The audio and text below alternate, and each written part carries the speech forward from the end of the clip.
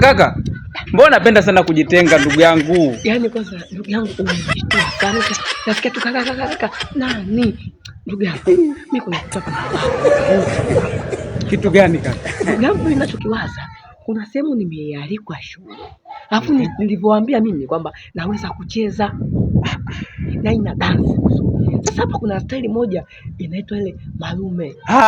Malume. Sasa ile kuna mtu kanifundisha jana. Sasa nataka nijaribishe leo. Alafu nicheze nione nitaipatia. Alafu sasa nikienda kuipiga ile na kuhakikisha hiyo 15,000 wataongeza hata boku moja. Kaka una hakika kweli unaweza kaka? Nataka tujifanye mazoezi niko na ile au nipige ya mazombi.